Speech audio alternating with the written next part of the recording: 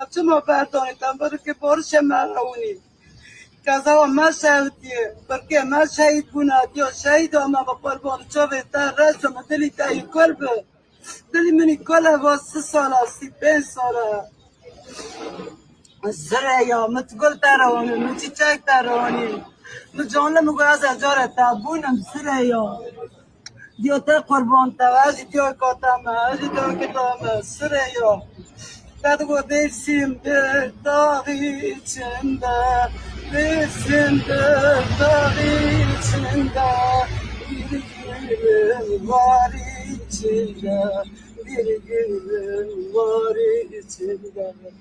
Dersimi al saklasın, dersimi al saklasın, bir gülüm var içinde, bir gülüm var içinde. Bir Süreyya'mın türküsü daha. Ne oldu ağama ne oldu, ne oldu paşama ne oldu, rengin sarardı soldu, anan sana kurban olsun, ben de sana kurban olayım. Nasıl muradıma diyorsa ben sana kurban olayım, kaybettim 35 sene.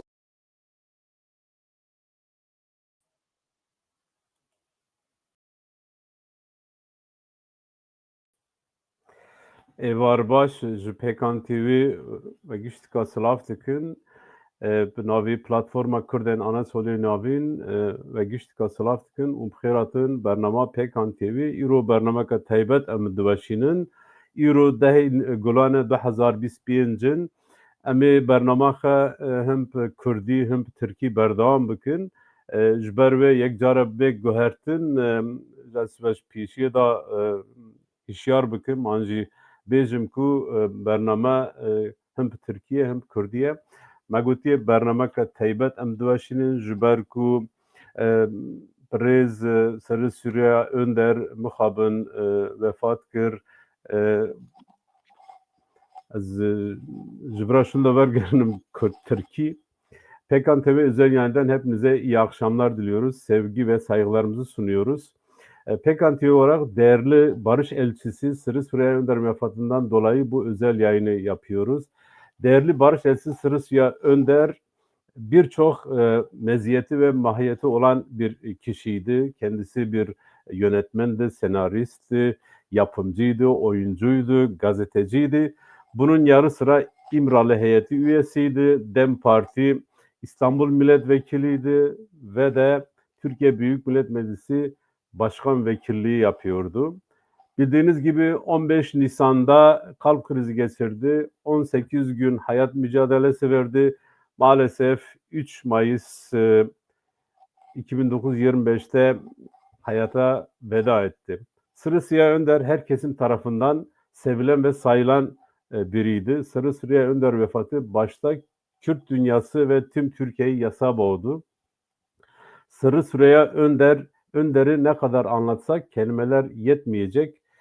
Pekan olarak, Orta Anadolu Kürtleri olarak ve Anadolu'da yaşayan Kürtler olarak DEM Parti çalışma arkadaşları Serê Sûriya Önder'i yad edeceğiz ve dilimizin döndüğü kadar Serê Sûriya Önder'i anlatmaya çalışacağız. Pekan TV bugün misafirleri eski Ankara İl Başkanı, aynı zamanda Serê Sûriya Önder'in yakın arkadaşı Lokman Ergün bizimle birlikte olacak.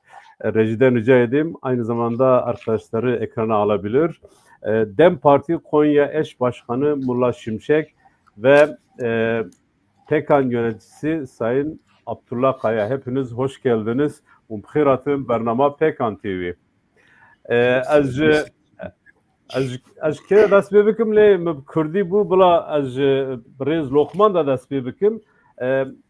Wisa xuya dike ku te û rêz Serê Sûriya Önder ve hevaltiyê hev demeka dirêj kiriye û tu bixwe jî navê gavê li Semsûreyî. Tu dikarî ji me re çi bêjî kerem ke? Êvar baş ez serî da amadekarê Pekan TV'ye û temaşevanê Pekan TV'ye bi rêzdarî silav dikim. ev bernama li ser birêz Sırrı Süreyya Önder pêk hatî û beşdarbûna me hem ji min re rûmet e lê gelekî jî şolkî pir xemgîn e. Me demekî dirêj gel birêz Sırrı Süreyya me rêhevaletî kir. Melger siyasetê de me kar kir. Mixabin îro Kurda rêhevalekî pir hêja, dostekî pir hêja unda kir. Em pir xemgînin. Îro ez jî li Semsûrê me, li nav taziya û me, sobê jî taziya û berdewam dike.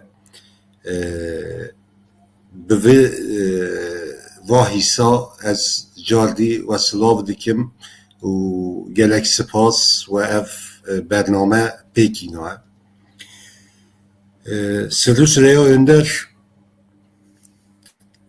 yokluğunu çok arayacağımız bir insandır.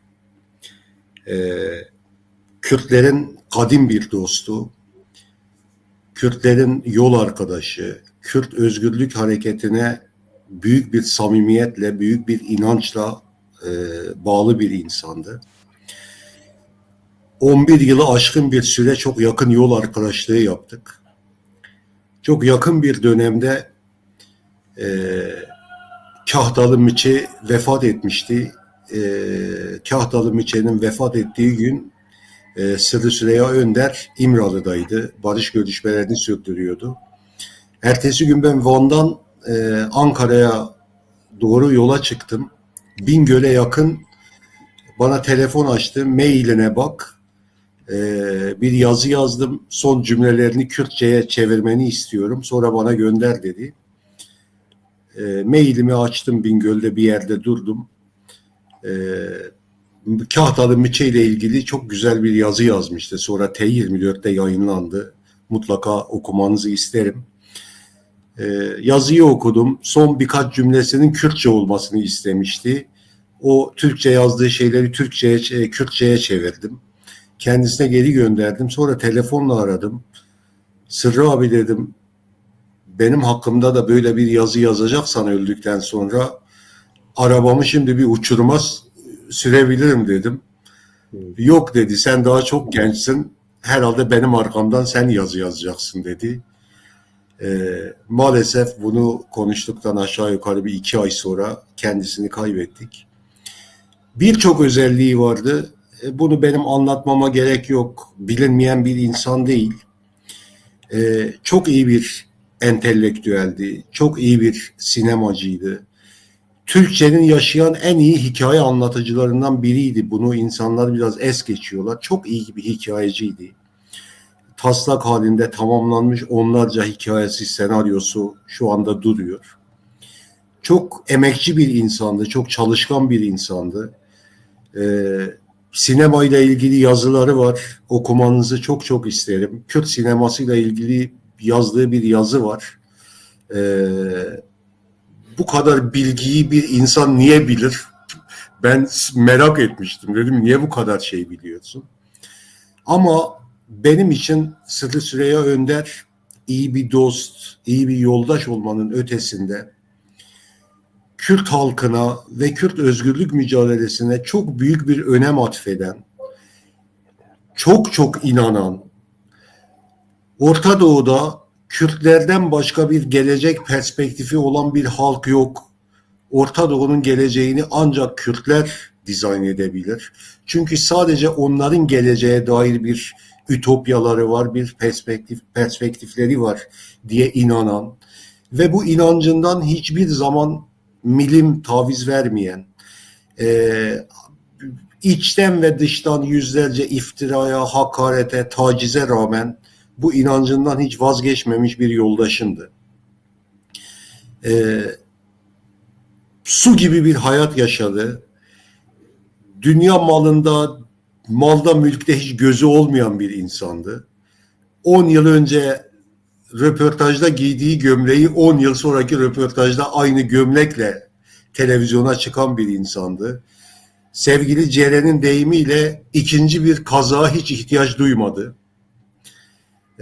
Yoksulluk içerisinde büyümüştü. 8 yaşında alelacele bir hayat yaşadı dünyada. 8 yaşında babasını kaybedince çocukluğu bitti. Onlarca işte çalıştı. Lastik tamirciliğinden geçici imamlığa, sıtma savaşta mevsimlik işçilikten fotoğrafçı çıraklığına kadar ailesini geçindirmek için yapmadığı iş yoktu. Bu sefer 16 yaşında yine alelacele bir gençlik yaşadı. 16 yaşında cezaevine düştü. Cezaevinden çıktı, siyasal bilgilere girdi. 80 darbesiyle birlikte 105 gün işkencede kaldı. İşkencedeki direnci bütün Mamak cezaevi tarafından bilinir. Ama direncinden, insanlığa olan inancından, insana olan inancından, bu toprağın insanlarına olan sevgisinden hiçbir şey kaybetmedi. Onun için öteki yoktu, onun için yabancı yoktu. Bu topraklarda yetişen bütün kültürlere, bütün insanlara, bütün dillere, bütün dinlere eşit mesafede yaklaşırdı. İnanılmaz bir insan sevgisiyle doluydu. Bakış açısına giren hiç kimseyi ötekileştirmedi. Yüzlerce, binlerce ihtiyaç sahibi insana dokunduğuna bizzat şahidim. Böyle bir insandı. Dimdik yaşadı. Ve dik öldü. Barışa çok büyük bir inancı vardı. Genç ölümlerine, insanların ölmesinden çok çok büyük bir ızdırap duyuyordu. Bir fotoğrafı var. Mutlaka görmüşsünüzdür ama hatırlamanızı rica ediyorum. Sevgili Tahir Elçi'nin cenazesinde yüzüne sinen bir acı vardır. Ben o görüntüyü hayatım boyunca hiç unutmadım. Gerçekten insanların hayatını kaybetmesinden, bu savaşın sürmesinden dolayı çok çok ızdırap çekiyordu. Çok içten bir insan sevgisine sahipti. İçten bir barış taraftarıydı. Bunun için her türlü eziyete, her türlü iftiraya, her türlü eleştiriye hiç yüksünmeden göğüs gerdi. Ve maalesef yüreği bu kadar ağır bir yükün altında direnmeye devam edemedi. Çok şey kaybettik. Çok arayacağız onu. Hele hele böylesi bir barış sürecinde, hele Orta Doğu'da böylesi çalkantıların olduğu, işte PKK'nın feshinin ve silah bırakmasının olduğu, gündem olduğu bir durumda Sırrı Süreyya Önder'in zekasına, yapıcılığına, barışseverliğine çok büyük bir ihtiyacımız vardı. Her ölüm erken ölümdür. Sırrı Süreyya Önder gerçekten çok erken öldü. Ama aynı zamanda ona sitemim var. Çok zamansız öldü. Ona bu halkın, bu coğrafyanın, bu toprakların en çok ihtiyaç duyduğu bir zamanda vefat etti. Bizi bırakıp gitti. Ama bize düşen onun yüreğinin ezildiği o yükü bir ucundan tutup bu yükü, bu mücadelenin yükünü sırtlamak. Defalarca ölüm tehditleri aldı.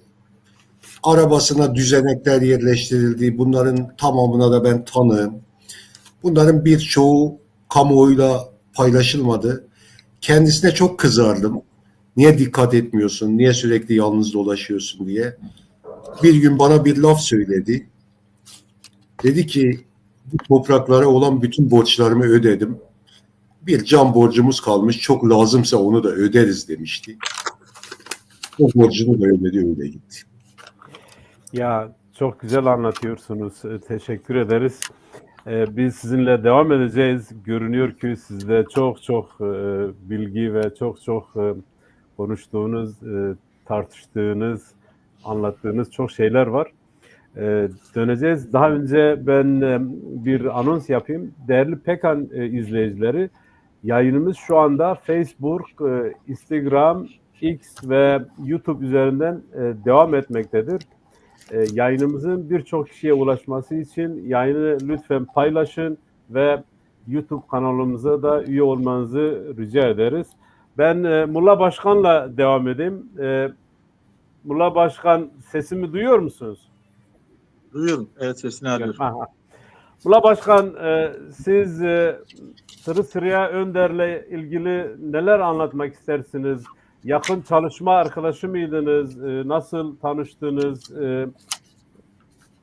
Neler söylemek istersiniz? Tabii. Öncelikle sizleri, PKK'nın yönetimini ve programı hazırlayan arkadaşlara ve konuklarımıza, değerli seyircilerimize iyi yayınlar diyorum. Herkese merhaba diyoruz. Şimdi tabii Sırrı bizim yol arkadaşımız. İlla birebir tanışmak veya Lokman arkadaşın dediği gibi bir arkadaşlığımız yok. Yalnız partimizin bir üyesiydi, bir önderiydi, barış elçisiydi, hukuk adamıydı. Yani gidip herkesin yanında rahat bir şekilde derdini anlatabilecek bir insanımızdı. Bizim de ilk tanışmamız 2013, ben belediye başkanıyken seçimlerde onun meclisteki odasına gitmiştik. Yani herkese hayırlı olsun dedi, tek tek milletvekilinin odasını dolaşırken ona da uğramıştım. Ve Konya'da olduğumuzu ve Gölyazı Belediye Başkanı olduğumuzu söyleyince hayret etti. Ya, Konya'da belediyemiz mi var? Konya'da demek ki bizim kazandığımız bir o zamanki HDP belediyemiz olduğunu çok sevinmişti o zaman. Anlattı bazı şeyler, işte kendisinin de aslen Konyalı olduğunu. Ama Konya'da nerede nasıl gittiğini bilemediğini, aynı bizim başımıza gelen, biz nasıl diyorsak Adıyamanlıyız, Adıyaman'dan Konya'ya nasıl geldi bilemiyorsak onlar da aynı şekilde aynı durumda olduğunu söylemişti. Yine şeyde bu çalışmasından sonra bizim yani birebir merhabalaştık, ondan sonra toplantılarda, mecliste, ondan sonra parti çalışmalarında merhabalaşmamız hep devam etti. Ta ki geçen aylarda olduğu gibi. Yine bir beraber gittiğimiz bir şey vardı. Seçim çalışması vardı. Onu da istersen burada anı olarak anlatayım. 2018'di galiba. 2018 seçim çalışmasıydı. Arkadaşlar dedi ki biz Sırrı Başkanlığı'nda bir grup arkadaşla Koçhisar, Bağla, Keskin o bölgede seçim çalışmasına katılacağız. Biz de Ankara'daydık. Ankara'dan kalktık, beraber çıktık, geldik. Bize haber geldi, dediler ki Bolu'da Murat Bozdağ evinde, o zaman rahmetli olmuştu. Hamo bize bir sabah kahvaltısı hazırlamış. Bize uğrayın, öyle gidin. Gelin kahvaltıyı bizim evde yapın. Yani Murat Bozdağ'ın evinde, rahmetli Murat'ın evinde yapın, öyle gidin dedi. Biz de oraya uğradık. Kahvaltımızı hazırlamışlar sağ olsunlar. 15 kişi falandık. Kahvaltıyı yedik orada. Orada bize espri bir şekilde bir şey, Hamo da dedi ki Sıra abi gel dedi, bu köy ekmeğidir. Köy ekmeğini ye dedi. Bak burası kahvaltı, bu elde yapma, herhangi bir sıkıntı yok dedi.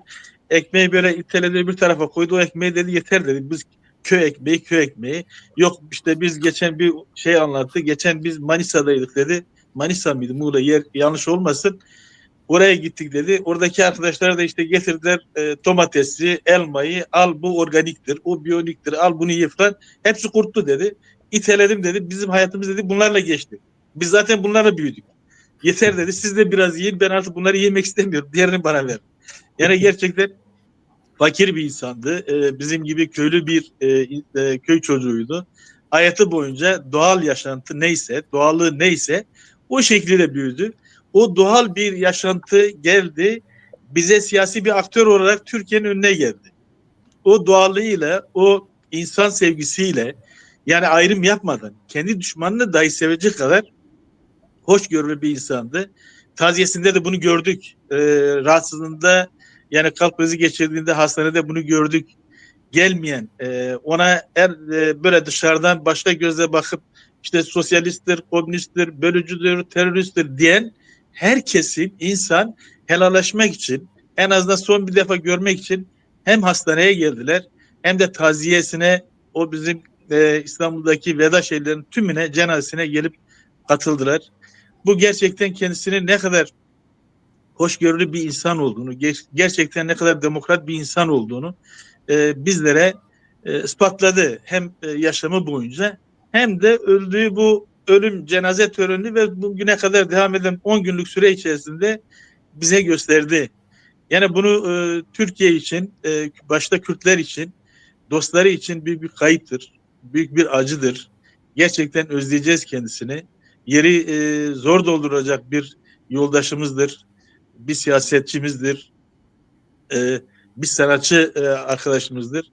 Bizim istediğimiz, bizim bundan sonra yapmak istediğimiz bu arkadaşımızın bırakmış olduğu o bayrağı yere düşürmeden, bunun eksikliğini hissettirmeden bu yolda devam etmektir. Bunun en çok istemiş olduğu barıştı. Hatta kızı Ceren de söyledi. Ne oldu da 2 hafta geçsin de ondan sonra bir barış süreci bir imzalansın da ondan sonra ben ameliyata gireyim diye 2 hafta yetişemedi.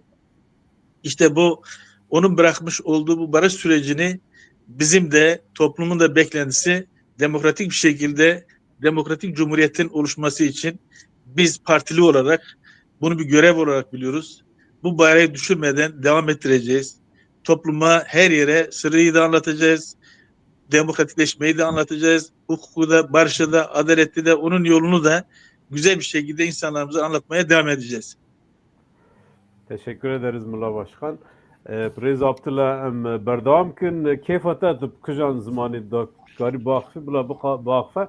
Ez xazim bipirsim dema ku em ji Avrupa'da ve pencereden denerin vek revebireki pekane dema ku tu le sırı sıraya önder deneri çıt fikri çıt ebirata.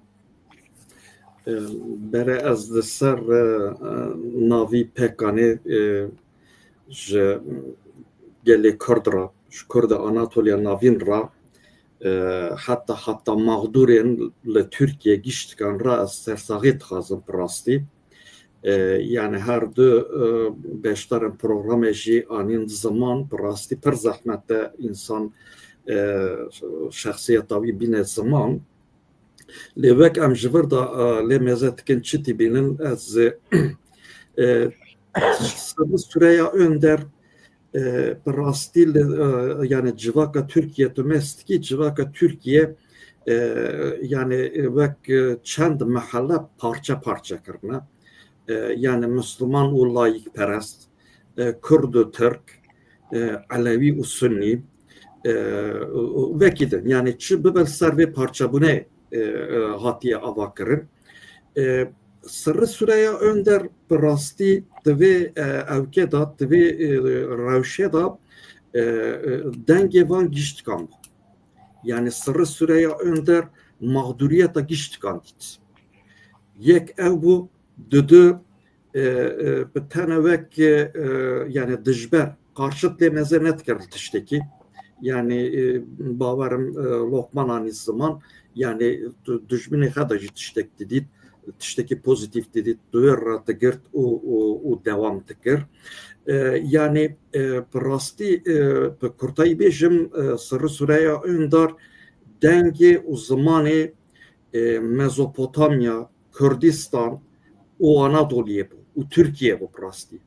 Bi her kesî ra dikarî biaxife. Nivîseke xwe da behsa Bediüzzaman Saîdî Kurdî kiribû. Digot yani ez vek işte layıkperestan ve mesele meze nakim kütüphanê min da kitabên külliyeta Bediüzzaman giştikê ye. Yani Bediüzzaman digot dînî İslamê ihya kir. Ez bi wî çavî lê meze dikim ku hûn jî dizanin yani di vê qadê da bi rastî agahiya wî pir zêde bû. Yani yak ez bi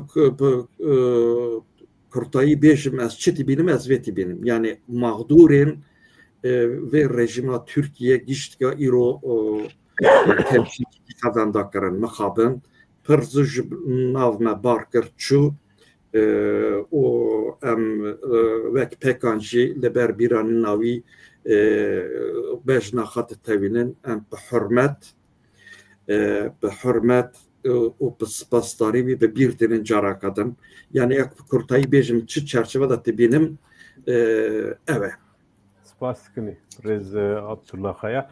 Prez Lokman demek em dibînin Prez Sırrı Süreyya Önder kredi ka cem her keseki her aliki heye. Çi bu ve sırra çiye ve çi jikudate.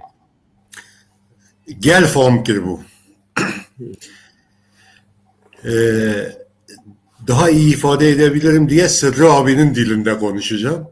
Buyurun. Şimdi dediğim gibi entelektüelliği, yazarlığı, çizerliği, oyunculuğu, yönetmenliği, senaristliği, tabii bunları oluşturan bir maya var. En başta bunları oluşturan bir temel var.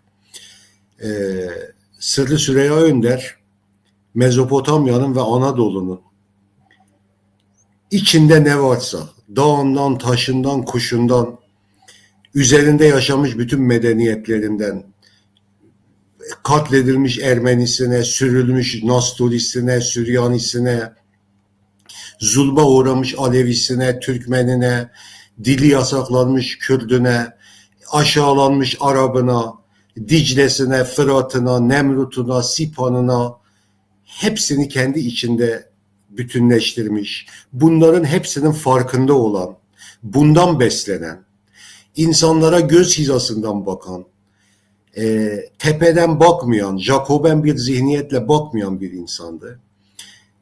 Geldiği geleneği iyi anlamıştı.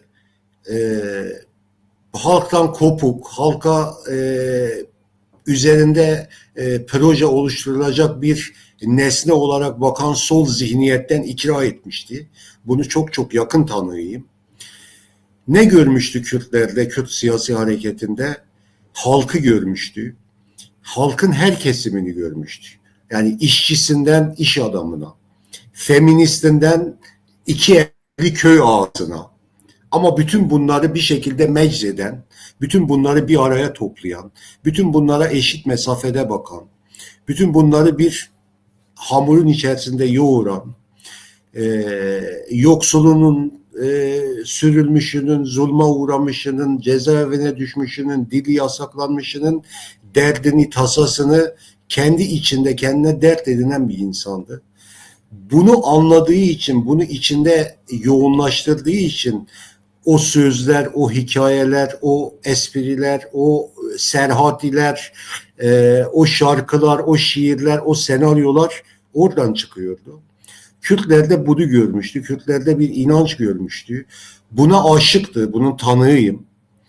En olmaz yerde, en olmaz, en zor koşullarda derdi ki Kürtler hemen bir organizasyon yapar, birbirleriyle dayanışır. Taziyesini kurar, yemeğini yapar, düğününü hayata geçirir. Birbirini yalnız bırakmaz. Bunun aşığıydı. Bunu başka yerde görmemişti. Bunu Kürtlerde, Lokman kusura bakmayın lafınızı kestim. Yani Kürdistan'da doğması, o kadim bölgede doğması Kürtleri daha çok tahlil etmesi veya hatta uzaktan seyretmesi, uzaktan demeyeyim de yani böyle daha çok incelemiş bir şeyi vardı, bir izlenim vardı. Kek Ahmet inanılmaz bir inancı vardı Kürtlere ve Kürt Özgürlük Hareketi'ne. İnanılmaz bir inancı vardı. Bunun mutlaka Orta Doğu'yu bir yere taşıyacağına inanan bir insandı. Onun için bu kadar mücadele ediyordu. Onun için bu kadar peşinde koşuyordu. Onun için barışı çok istiyordu. Çünkü Kürtlersiz Türklerin de Anadolu'da yaşayan diğer insanların da huzura ermeyeceğini çok iyi biliyordu. Bunu bellemişti, bunu öğrenmişti hayatı boyunca. Biz Ankara'da beraber çalıştık. Anatolia Navi'nin Kürtlerini çok çok iyi bilirdi. Birçoğuyla çok kişisel dostlukları vardı. Aynı sofralara oturmuşluğumuz. Biz daha çok tabii Ankara'da çalıştık. Aymana'da, Polatlı'da, Bala'da, Koçhisar'da gezmediğimiz köy kalmadı. Bütün o köylere defalarca gittik. Düğünlerine gittik, taziyelerine gittik, seçim çalışmalarına gittik. Oradaki birçok insanı şahsen tanır. Evlerinde çok evin yemeğini yemişizdir. Çok evin çayını içmişizdir. çok evin taziyesine gitmişizdir. Ve Molla Başkan bilir mi bilmiyorum. Aslında 2015 7 Haziran'ında Ankara'dan vekil olduktan sonra ben o zaman İLEŞ Başkanıydım. 1 Kasım'da seçim yenilendiğinde Konya'dan aday olmayı çok istedi. Biz nasılsa Ankara'dan bir vekil çıkardık. Üstelik o zaman çok iyi bir oyla biz Ankara'dan vekil çıkarmıştık. Yani neredeyse 1,5 milletvekillik oy almıştık 1. bölgede. Konya'yı da çok az bir oyla kaybetmiştik. Molla Başkan hatırlar sanıyorum. Herhalde bir 10-15 bin oyla kaybetmiştik. Biz gider Konya'dan da bir tane vekil çıkarırız demişti. Ama maalesef o zaman seçim yenilendiği için parti adaylarımızın yer değiştirmesine çok sıcak bakmadı. Dolayısıyla böyle Sırrı abinin içinde de bir ukde kalmıştı. Konya'ya gidip orada Cihan Beyli'de, Kulu'da da bir seçim çalışması yap. Bunun da tanığıyım. Bu da içinde bir ukde kalmıştı. Orada çok istiyordu. Dolayısıyla bizim Anatolia Navin Kürtlerinin de Sırrı abi için çok ciddi bir karşılığı vardı. Çok ciddi dostlukları vardı. Aynı zamanda bizim Anatolia Navin Kürtleri için de Sırrı abi hani uzaktan görünen, uzaktan tanınan bir siyasetçi değildi. Sürekli iç içe olduğu, sürekli kahvede, şurada, Babacan'da çok oturmuşluğumuz vardı yani Ankara'da. Haymana'ya çok gitmişliğimiz vardır. Çok yakın dostlarımız vardır birlikte. Dolayısıyla öyle de bir özelliği vardı. Belki bu bir Manisa'da, İzmir'de, Antalya'da bir anlam ifade etmeyebilir ama Anatolia Navin Kürtleri için de ayrıca Sırrı Süreyya Önder'in böyle bir özelliği vardı. Dolayısıyla herhalde en çok özleneceği yerlerden birisi de orasıdır. Çünkü çok birebir dokunduğu insanlardı. Birlikte zaman geçirdiği, birlikte mesai geçirdiği insanlardı. 2015 Hıdrellez'inde Haymana'da çok görkemli bir Hıdrellez yapmıştık. Balçıkhisar'da. Geçen hafta yani daha doğrusu bugün yarın pazar günü normalde Hıdrellez şenliği vardı Haymana'da. Arkadaşlar Sırrı Süreyya Önder'in vefatı dolayısıyla bunu ertelediler. Onun da duyurusunu buradan yapayım onların adına. Önümüzdeki hafta pazar günü sanıyorum ayın 19'u mu oluyor? 18'i oluyor. 18 Mayıs 2025'te pazar günü Sırrı Süreyya Önder'e adanmış bir Hıdrellez şenliği olacak. Tekrar Haymana'da, Balçıkhisar'da, Özköylerde. Buradan da bunun duyurusunu yapalım. Orada da İnşallah hep birlikte Sırrı Süreyya Önder'i, Sırrı abimizi, Sırrı Hevalimizi, Kek Sırrı'yı orada da anmış olacağız, hatırlamış olacağız. Ki onu söylemek bile abes, hiç unutmayacağız. Sadece orada dile getireceğiz. Teşekkür ederiz. Mulla Başkan, Lokman arkadaş söyledi. Orta Anadolu Kürtlerle ilgili bir özel hukuku var. Hem parti çalışmaları hem de Orta Anadolu Kürtlerine yönelik özel bir ilgi alakası vardı. Bilmiyorum hatırlıyor musunuz? 2015'te Komkurt-An yani o Orta Anadolu Kürt Derneği'nin Ankara'da açılışına da gelmişti. Orada da söylemişti ben de sizden biriyim. Siz Adıyaman'dan geldiniz. Ben Adıyamanlıyım. Biz hemşeriyiz demişti. Neler söylemek ister misiniz? Hatırlıyor musunuz o günleri? Doğru. O tarihte 2014 belediye başkanlığı bittikten sonra ben öğretmenliğe geri döndüm. 2014-2016'da emekli oluncaya kadar 2,5 yıl öğretmenliğe döndüm. Bu siyasi çalışmalarda bu tür şeylerde pek bulunamadım. Yani o şeylerde olmadık. Ama uzaktan seyrediyorduk, takip ediyorduk. Bazı Konya mesela geldiğinde yine oradaydık. Konya'da da biz yanına gittik, oradaydık. Ama o dediğin toplantıda ben yoktum. Kendisinin sürekli zaten Konya'dan aday olma, ben Konya'dan da bir milletvekili çıkaralım. İşte biz Konya'da Orta Anadolu Kürtlerinin bir geçmişi vardır. Yani 300 yıl, kimi diyor 500 yıl bir tarihi vardır ve bu tarihte kendi kültürlerini, kendi dilini, kendi kimliklerini unutmadan yaşayıp bugüne kadar getirmişler. Bu kendileri için çok önem arz eden bir olaydır. Çünkü devrimci anlayışı, mücadeleci anlayışı bir nevi burada birleşiyor. Yani buradaki Kürtlerin her türlü baskıya, her türlü asimilasyona, her türlü zorbalığa rağmen kendi kimliklerini, kendi kültürünü, kendi dilini kaybetmeden bu aşamaya gelmesi, bugün de işte Kürt Ulusal Hareketi'nin önderliğin başlatmış olduğu bu mücadelenin belli bir evresine gelmesi ve kendini ifade etmesi çok çok önem arz eder. Bu kendi kişiliğiyle birleşen bir olaydır. Onun için ya biz Ankara'dan kazandık, bu sefer de Konya'dan kazanmalıyız. Çünkü orada bir potansiyel var. Orada biz de bu 2023 seçimlerde adaydık. Yaptığımız bir çalışmada bizim potansiyel olarak 178-200 bine yakın oy var ama biz bir tane milletvekili çıkaramıyoruz. İşte Sırrı abi de bunu ben başarabilirim düşüncesiyle, ben gelirsem alabilirim düşüncesiyle Konya'dan aday olmak istiyordu.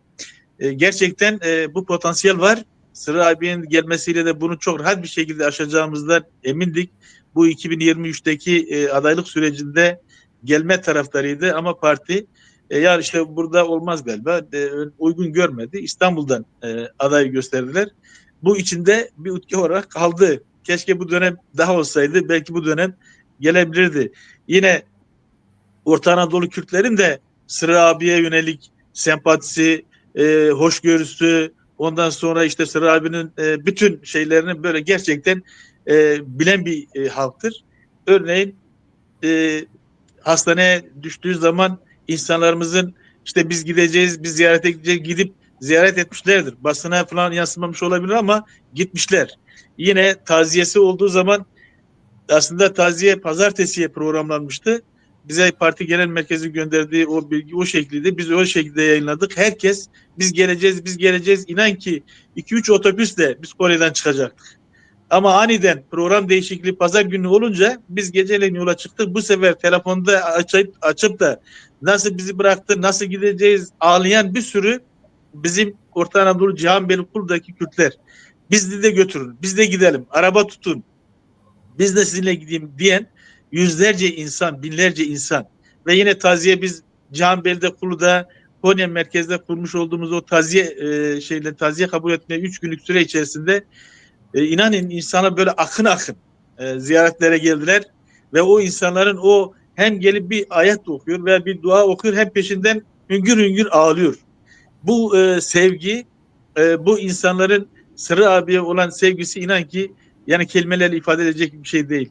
Onlar ağlardı, biz ağlardık. Gelip bir dua okurdu, aynı şekilde bir şeyler anlatır gider. Herkesin ister televizyonda olsun ister dışarıda bir anısı var. Bir şeyleri duymuş. Zaten Sırrı abinin de demin Lokman abinin de söylediği gibi yani her şeyi çok rahat bir şekilde, güzel bir şekilde ifade edebilen, her duyguyu, her düşünceyi insanın gönlüne göre anlatabilen bir mizah yapısı vardı.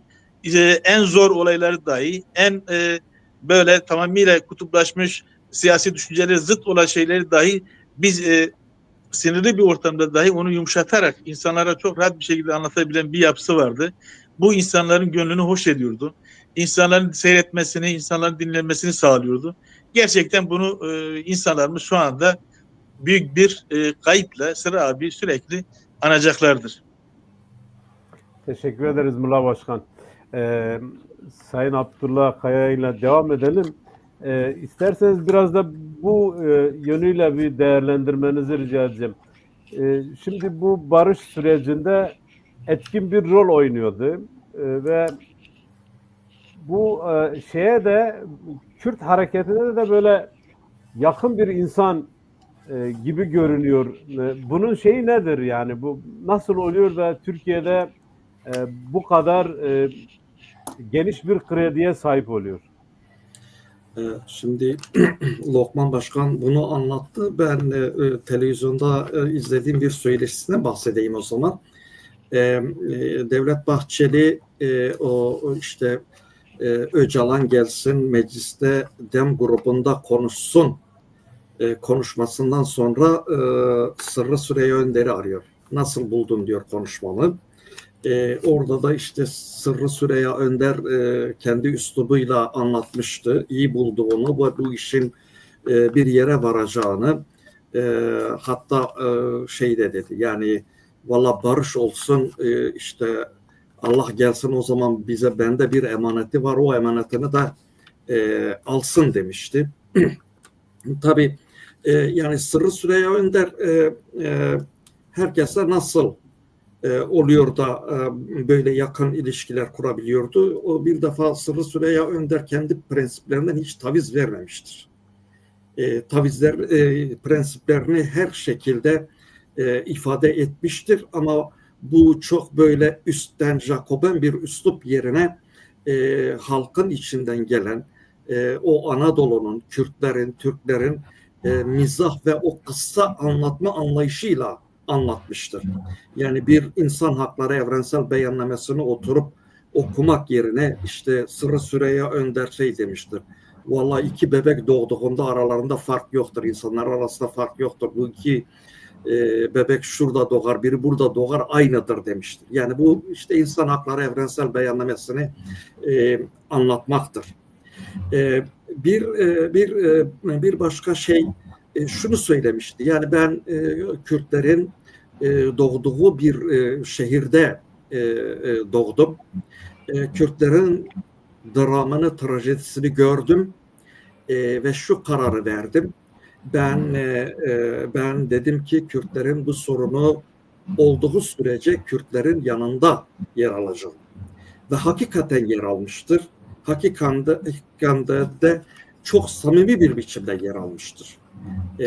Yani o çabalarına, Kürtlerin çabasına böyle dışarıdan destek veren biri gibi değil, onun bir çalışanı olan, onun bir hizmetçisi gibi davranmıştır. Sırrı Süreyya Önder'i ayıran şey budur. Bu konuda bir başka şey de yani doğallığı konusunda biz hepimiz şeyde gördük, yani siz de izlemişsinizdir. Bir televizyon programında Kürtlerden bahsettiğinde bir kadın şey demişti. Bakın ama siz Kürtsünüz, meseleyi böyle görüyorsunuz demişti. Sırrı Süreyya Önder, ben Kürt değilim, ben Türk'üm ama Kürtlerin yaşadığı bir şehirde doğdum ve büyüdüm. Kürtlerin dramını gördüm.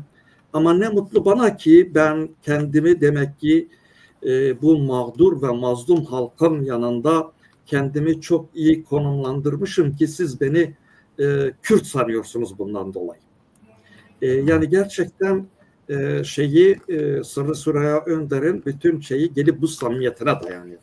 Yani bir kariyer beklentisi olmadan, bir ayrıcalık beklentisi olmadan yapmıştır bunu.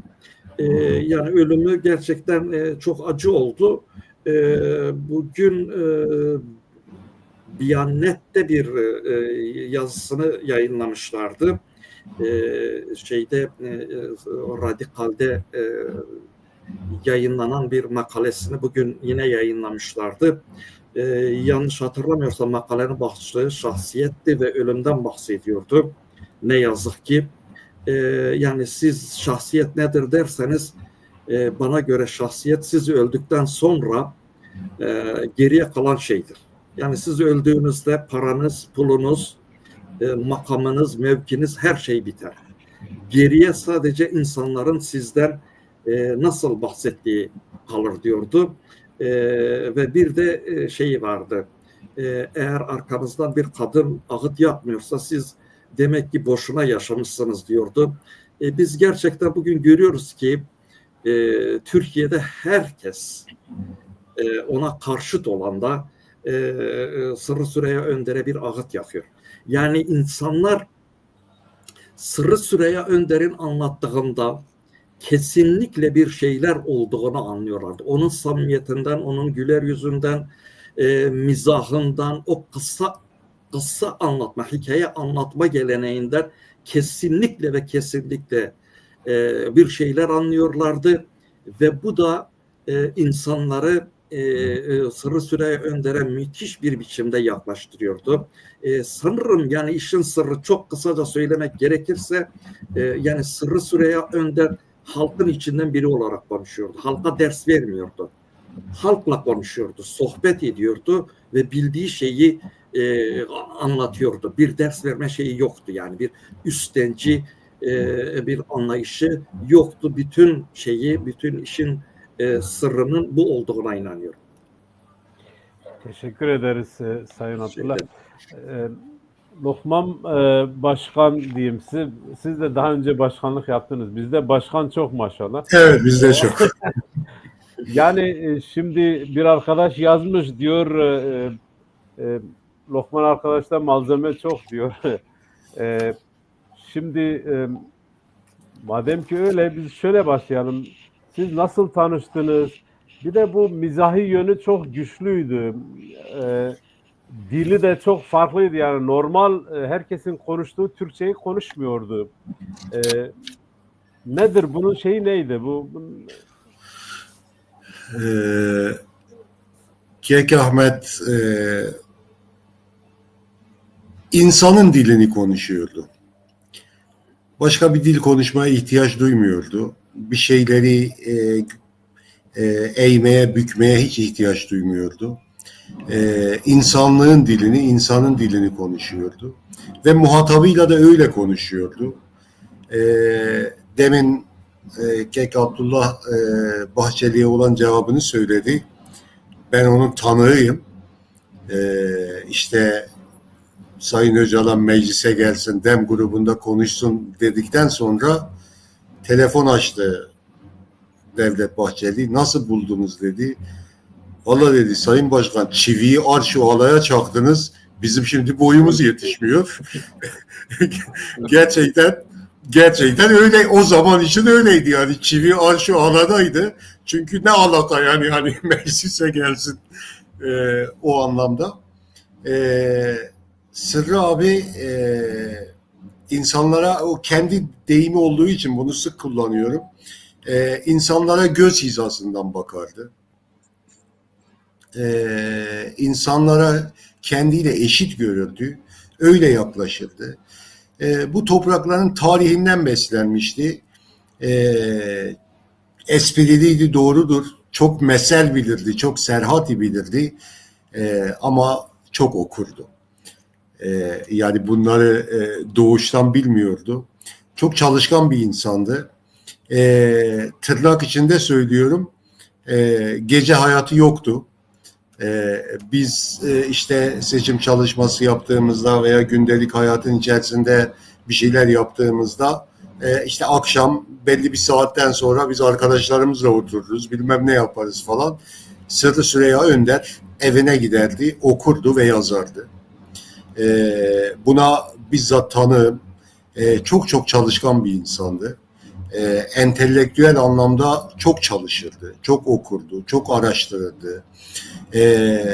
Hayatı boyunca zaten sadece kitapları vardı. Mal ve mülk olarak.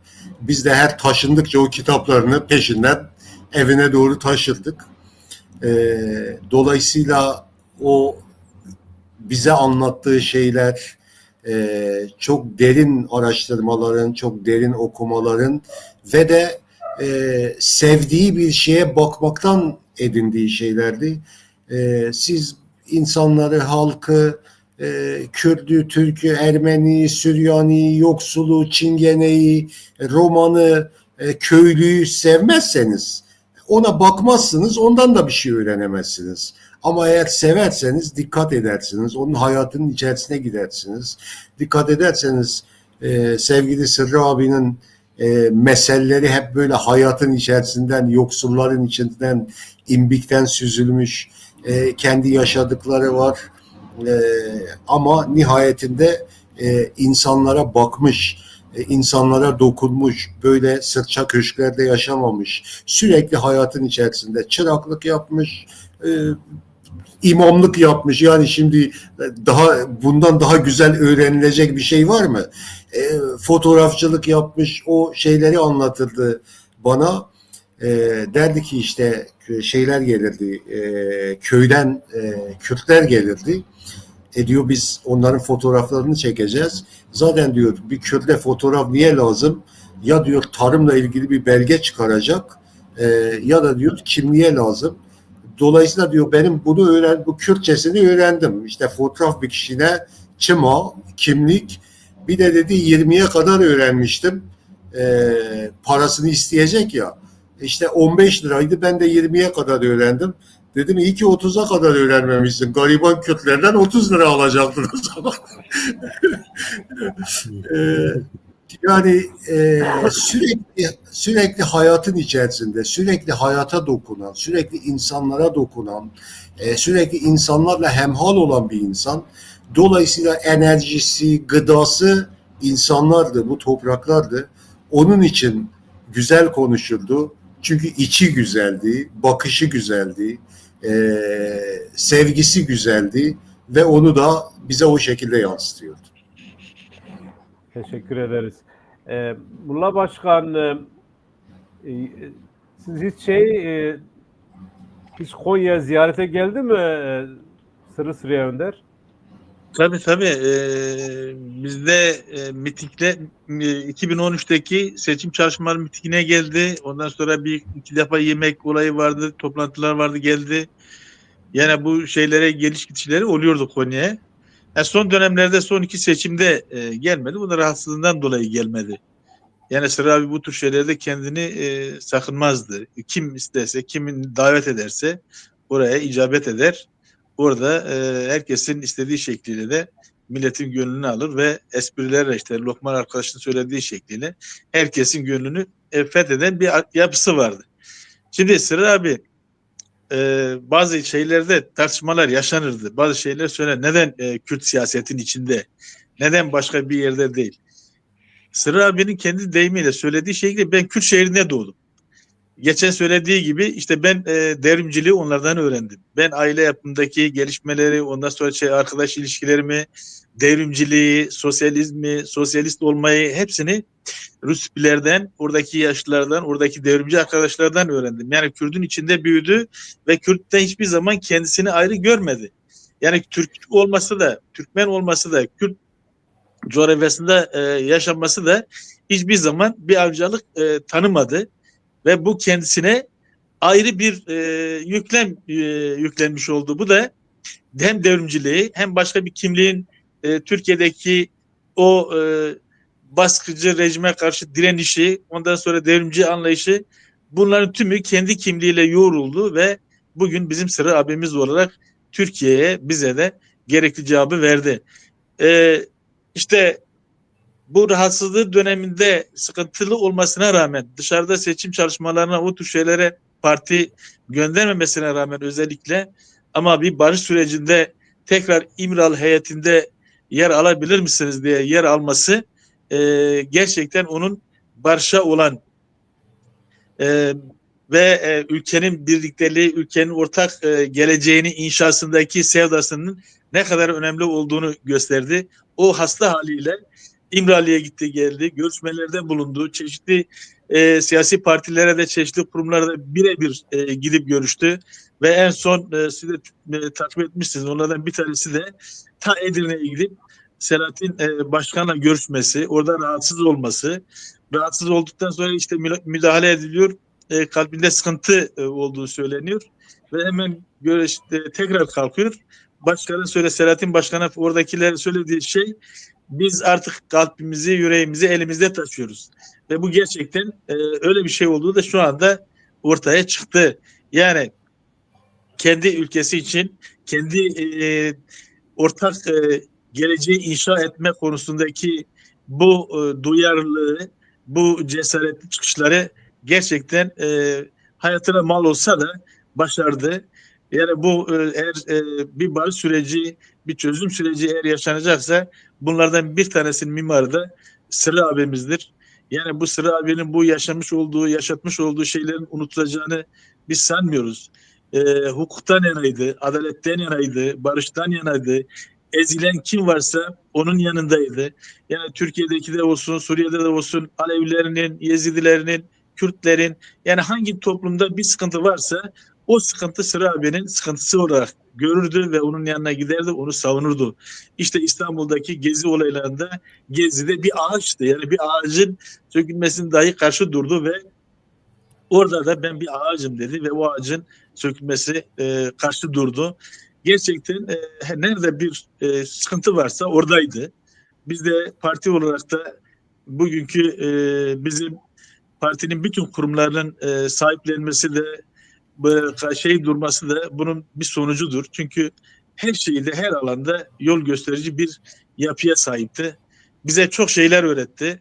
Temennimiz bundan sonra da o öğretilen şeyler doğrultusunda ülkemize güzel bir şekilde barışı sağlamak, bunu en son şekliyle de taçlandırmaktır.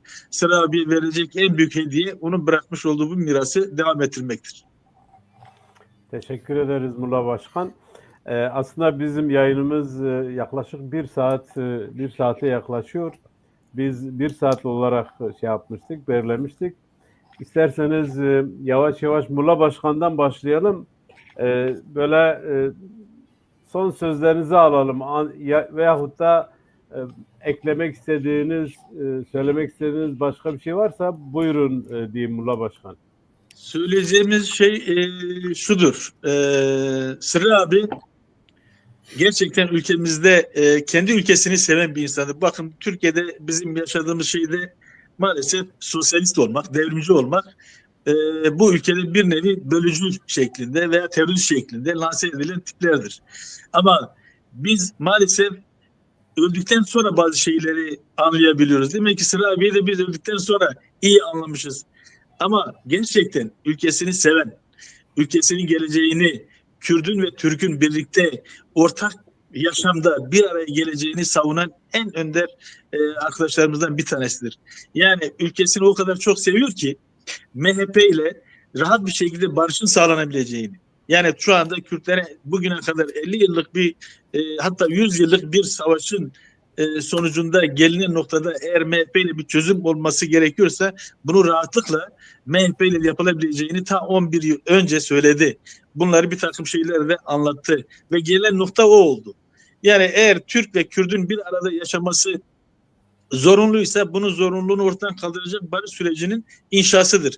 İşte bu barış sürecinde demokratik toplumun oluşması için Sıra abinin gerçekten büyük bir katkısı olmuştur. Belli bir aşamaya getirmiştir. Bundan sonra da bu tür demokratik toplumun oluşmasında bu şiarla devam edileceğinden inanın ki eminiz. Biz de bu yolda devam edeceğiz diye düşünüyorum. Kendisine tekrar Allah'tan rahmet diliyorum. Siz değerli konuklarımıza ve sunucu arkadaşlarımıza ve bizi izleyen herkese teşekkür ediyorum. Biz teşekkür ederiz atıldığınız ve değerli düşüncelerini bizimle paylaştığınız için. Sayın Abdullah Kaya, sizden de son değerlendirme veya son sözlerinizi alalım. Şimdi yani Mulla Başkan çok önemli bir şey söyledi. Onun üzerine bir şey eklemek istiyorum. Yani Sırrı Süreyya Önder, Türkiye'de çok kötü bir şey vardır. Yani bütün mağdurlar sadece kendi mağduriyetlerini görürler. Başkasının mağduriyetini görmezler. Biraz empati yapmak konusunda problemleri vardır.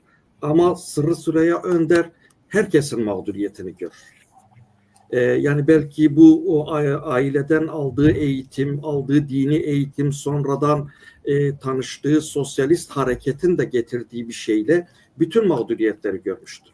Yani Bediüzzaman'ı görmüştür, Bediüzzaman'ın mağduriyetini görmüştür, Bediüzzaman'ın Kürt olarak mağduriyetini görmüştür ama aynı zamanda sol sosyalist hareketin karşılaştığı, yaşadığı mağduriyeti de aynı zamanda görmüştür. Onun üstünlüğü, onun bu kadar halk tarafından sevilmesinin sebebi odur. Herkesin dilinden konuşmasını bilmiştir. Ben de hem Pekan adına onu saygıyla, sevgiyle, minnetle anıyoruz. Elbette biz de Pekan olarak onun açtığı yolda yürüyeceğiz ve onun özlemini duyduğu ve uğrunda çalıştığı barışın Türkiye ve Kürdistan'a gelmesi için ne gerekiyorsa onu yapacağız. Saygıyla ve minnetle anıyorum kendisini. Teşekkür ederiz. Prez hevserokê meyberê yê Ankara Lokman gelek tişt te pêra jiyan kir û tu jiyayê û hevaltiyek ve berdewam kir. Alîkî xey ew jî hebû çi bêjim henekî an jî Tirkî dibêjin gotû yekî nivîsî bû nizanim kî bû dibêje çawên Nasrettin Hocası. Yani rastî jî ew ke gotineke rast e yani. Pê çi bêjî ez dixwazim hinekî binirxîne û ji du vajiyan bi dawî bikin. Bila hemen dawî nabe ha. Baş. Bir arkadaş dedi onda çok anı var. Bir anımı anlatayım. Cezaevine düştü 10 ay. Ben de daimi görüşçüsüydüm. 15 günde bir giderdim. Bir hafta ben giderdim, bir hafta ailesi giderdi. Görüşlerden birinde benden bir kitap istedi. Bir yazarın bir kitabını bana getir, bir şey üzerinde çalışıyorum, ondan yararlanma lazım dedi. Ama tabii yanımızda kağıt yok, kalem yok, işte telefonu yok hani kaydedelim falan. Sonra konuşmaya devam ettik. Ben dışarı çıktım.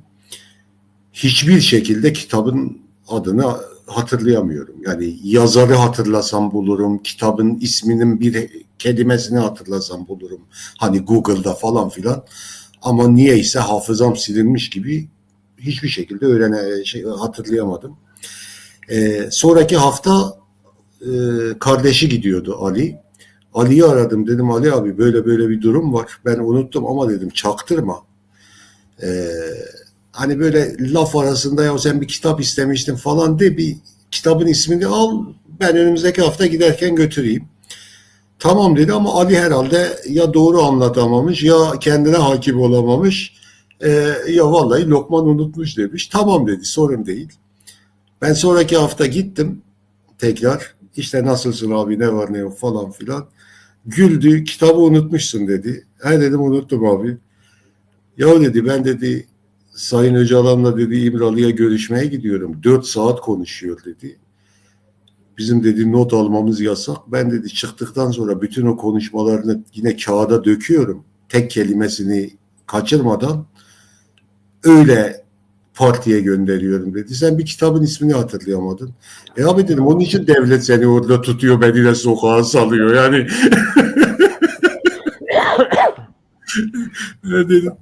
dedim bende de o şeyi görse beni de yanına alır zaten. Sırrı abi aslında hiç kimse kendini kendisi gibi tanımlayamaz. Gezi Parkı'nda ne işim var burada dediler. Ben dedi ağaçların da vekiliyim. Sırrı abi ağaçların vekiliydi, kuşların vekiliydi, Kürtlerin vekiliydi, mazlumların vekiliydi, katledilen kadınların vekiliydi, sahipsiz çocukların vekiliydi. Bu memlekette zulme uğrayan, mağdur olan, hakkı yenen, ötekileştirilen, katledilen kim varsa kimliğine, mezhebine, rengine, cinsiyetine bakmadan Sırrı abi hepsinin vekilliğini yaptı. Dolayısıyla onun arkasında hepimizin boynu bükük. Söyleyecek laf yok. Onu çok özleyeceğiz. Onu çok arayacağız. Ona çok ihtiyacımız vardı. Çok ihtiyacımızın olduğu bir dönemde gitti. Ama kendisi ölüme inanırdı. Ölüme inancı vardı Sırrı abinin. Niyeyse son bir yıl içerisinde de çok fazla ölümden söz ederdi. Bütün televizyonlarda falan da, sohbetlerde falan çok ölümden söz ederdi. Yapacak bir şey yok. Elimizden bir şey gelmiyor. Onun anısına yapacağımız tek şey bu ülkede onun uğruna savaştığı, uğruna mücadele ettiği, uğruna ömrünü adadığı, uğruna yüreğini yaraladığı ne varsa o ağaçların sahipliği ise ağaçlara sahip çıkmak, o mazlumların sahipliği ise mazlumlara sahip çıkmak, bu barışı sağlamak, bu mezarsız ölülerin olmasını engellemek, askerin de, gerillanın da, Kürdün de, Türk'ün de çocuklarının, gençlerinin ölmesine engel olmak. Onun anısına yapabileceğimiz tek şey budur. Ben de sevgili abimin, sevgili yoldaşımın, sevgili dostumun anısı önünde saygıyla eğiliyorum. Çok teşekkür ediyorum. Sağ ol. Biz teşekkür ederiz. Teşekkür Reji rica dikim hevala dîn ez bi tane bimem ez hinek agahiya bidim em jê biçîne dawî bikin. Em hatin dawiya bername em dibînin li dawî hinek xemgînî çêbû lê tiştekî normal e ji ber ku hevalê xe bû, rêhevalê xe bû, dostê xe bû. Mixabin wişayê dema ku tiştekî wisa bikin. Ez dixwazim rejî ew helbesta Pirêz Xelîl bîne serekanê dibêjî bixwînin. Yani dixwaze em jê re bixwînin bila em ê jî bixwînin. Eger rejî amade bike. Sayın Halil Küçük Yıldız bir şiir yazmış. Onu okuyacağız. Bırakıp gittin. Umut saçan bir güneş gibi. Sevgi fışkıran bir dost. Bir eş gibi. Hadi eyvallah diyen bir kardeş gibi. Bu dünyadan ıslık çalarak gittin. Yüreğime kazıdım vatanı karış karış dedin. Hem Türkiye hem Kürde yola alış alış dedin. Dağa taşa yazdırdım barış barış dedin. Tam da bu şarkıyı haykırarak gittin. Yüzünde özgürlük çiçekleri açarken yarınlara, güneşin şavku vururken zindanlara, debreşirken gönlündeki o yara, vay be taş duvarları yıkarak gittin. Hem acı hem tatlı dedim be. Teşekkür ederiz Halil abiye bu güzel şiirinden dolayı. Programı kapatmadan önce birkaç şeyimiz var, birkaç anonsumuz var. Onları şey yapmak istiyorum. Bildiğiniz gibi PKK, Orta Anadolu Kürtleri Berlin'de bir etkinlik düzenliyor. Etkinlik ayın 30'unda 30 Mayıs 2025'te konuşmacılar Sayın Şoreş Reşi ve Doktor Hacı Çevik katılıyor. Bunu da burada söyledikten sonra bir de bir Hıdırles şeyi var. Onu evet Lokman arkadaş bana göndermiş ama ben buraya alamıyorum maalesef. Bildiğiniz gibi Hıdırles yarın yapılacaktı ayın 11'inde. Sayın Sırrı Süreyya Önder'in vefatından dolayı Hıdırles Sırrı Süreyya'ya yad edildi ve tarihi de değişti. Tarihi gelecek hafta ayın 18'inde yapılacak. Bu duyuru da duyurduktan sonra son olarak hepimizin bildiği PKK 12. kongresini yaptı ve herhalde büyük bir ihtimalle yarın kongre sonuçları açıklanacak. Hepinizin bildiği gibi olumlu gelişmelerin olacağı söyleniyor. Orta Anadolu Kürtleri ve PKK olarak biz de barışın bir an sağlamasını diliyor ve umut ediyoruz. Bunları söyledikten sonra programı kapatıyoruz. Ez Kürdi bêjim em gehiştin dawiya bernamaxa hatta bername kadın biminin xêr xweşiyê da û êvara we xweş be.